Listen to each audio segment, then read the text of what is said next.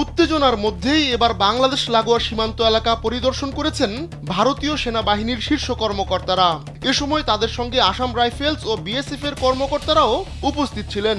জানা গেছে, বাংলাদেশ সীমান্তবর্তী ত্রিপুরা রাজ্যের দক্ষিণ জেলার ভারত বাংলাদেশ আন্তর্জাতিক সীমান্ত পরিদর্শন করেছেন তারা।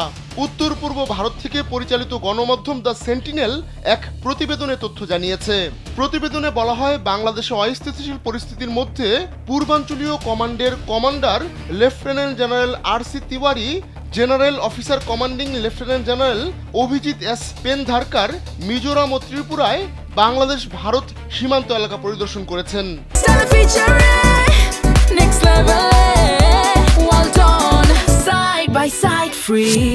এ সময় তারা বিদ্যমান নিরাপত্তা পরিস্থিতি এবং ফ্রন্টিয়ারের প্রস্তুতি কেমন তা পর্যালোচনা করেন।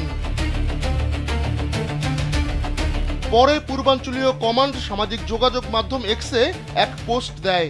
সেখানে বলা হয়, জ্যেষ্ঠ সামরিক কর্মকর্তাদের সহ লেফটেন্যান্ট জেনারেল আর.সি. তিওয়ারি সেনাবাহিনীর পূর্বাঞ্চলীয় কমান্ডের কমান্ডার মিজোরামের পারবায় স্পিয়ার কর্পসের অধীনে আসাম রাইফেলস ও বিএসএফ এর কোম্পানি অপারেটিং বেস পরিদর্শন করেছেন। এ সময় তারা ইন্দো ভারত সীমান্তের নিরাপত্তা পরিস্থিতি খতিয়ে দেখেন।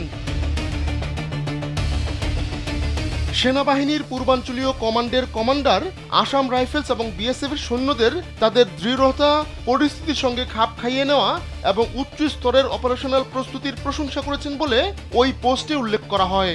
এর বাইরে জ্যেষ্ঠ সামরিক কর্মকর্তাদের নিয়ে দক্ষিণাঞ্চলীয় ত্রিপুরার বেলোনিয়া সীমান্ত পরিদর্শন করেন লেফটেন্যান্ট জেনারেল তিওয়ারি ও লেফটেন্যান্ট জেনারেল পেনধারকার।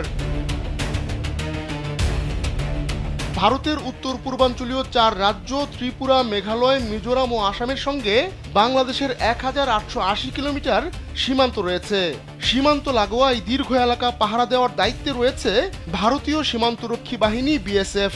সম্প্রতি জাতীয় নাগরিক পার্টি এনসিপির দক্ষিণাঞ্চলীয় মুখ্য সংগঠক হাসনাত আবদুল্লাহ ভারতের 7 সিস্টার্স নিয়ে এক মন্তব্য করেন। এরপরই ভারতের শীর্ষ সেনা কর্মকর্তারা সীমান্ত এলাকা পরিদর্শন করলেন।